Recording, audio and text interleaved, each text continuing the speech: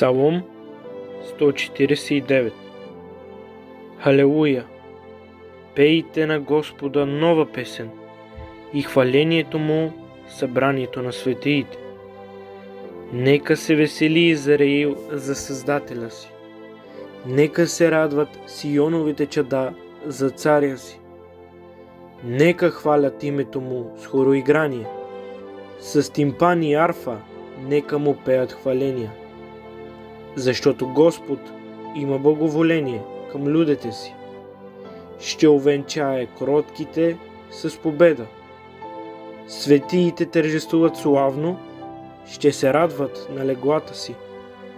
Съусловия към Бога ще бъдат в устата им и меч двуостър в ръката им, за да отдават възмездие на народите и наказание на племената, за да вържат царете им с вериги и благородните им с железни окови, за да извършат на тях писания съд. Тая чест принадлежи на всички Негови светии. Халелуя! Амин.